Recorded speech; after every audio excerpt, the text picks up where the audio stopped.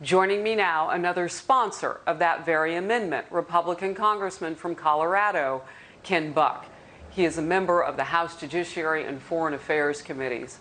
Congressman Buck, thank you for being with me. This seems like such a critical time in history, and it's just the bill. But why is it so important today? Why is this such a huge first step for Democrats? Well, it is a clear power play right now, and what the Democrats are finding is that they can't get their unpopular agenda through Congress, and they are trying to change the voting laws and federalize voting. They are trying to change the gun laws and require background checks, federal background checks in all new situations that have typically been left up to the states. They are trying so many new things. We were arguing last night in Judiciary Committee over a reparations bill. They are trying so many things that are unpopular and they know will not get through the United States Supreme Court, so they need to pack the court to get there. It is a terrible move. As divided as this country is, this is just throwing gasoline on that fire. You know, I'm curious about that. So how difficult is it for far left-leaning Democrat agenda to get pushed through when Democrats have a bicameral majority?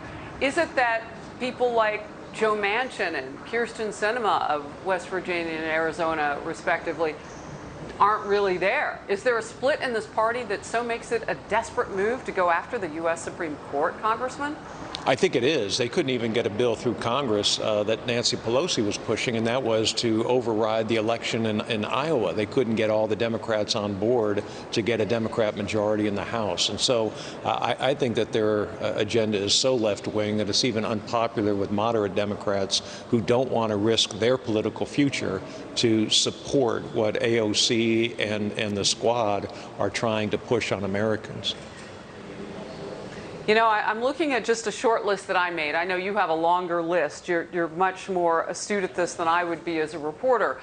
But atop my list right now, because of what's going on in the nation, Congressman Buck, is would they dare to touch policing at the U.S. Supreme Court level? Could we see discussions of defund the police at that level if Democrats grab this power and put 4 more justices on that court? Well, defunding the police is a really interesting issue for the left, because when it comes to protecting them, they put up fences around the Capitol. They bring in the National Guard. They have police escorts wherever they go. But when it comes to Americans, they start talking about defunding the police as a way of getting their base excited. I don't think you're going to see anything in the defunding police area that will get through either the House or the Senate because it's just so darn unpopular with the American people.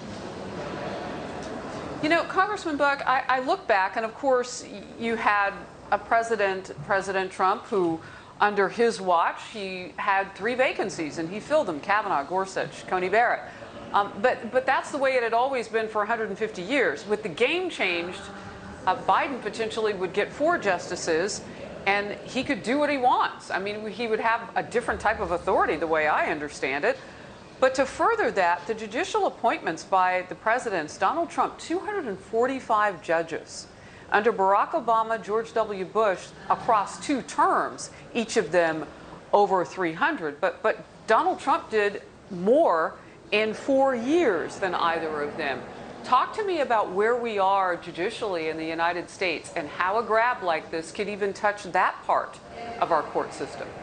Well, what happened was Harry Reid did away with the filibuster for judicial appointments. And the result of that, and that happened at the end of the Obama administration, the result of that was it gave Mitch McConnell and President Trump more authority and flexibility to move judges and justices. And what we've seen is more and more judges getting confirmed more quickly as a result of that move by Harry Reid. Now that the filibuster is gone for judges and justices, they want to pack the Supreme Court. And they don't want to, Harris, they don't want to put 1 justice on or 2 justices. They want 4 justices so that they make sure that they have a majority.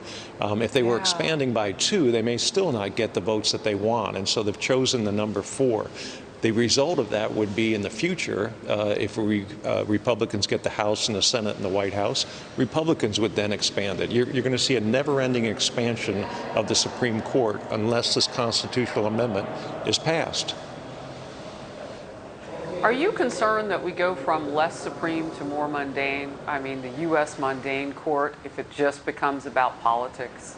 Well, what really concerns me is the last branch of the federal government that is viewed as somewhat apolitical, it is viewed as somewhat fair, and is viewed as somewhat fact-based is the Supreme Court. And I say that as an opponent of the Roe versus Wade decision and some other decisions, but at least they have the credibility of trying to stay above the political fray. If this happens, they will just be another super legislature, and really the American people will have nothing to rely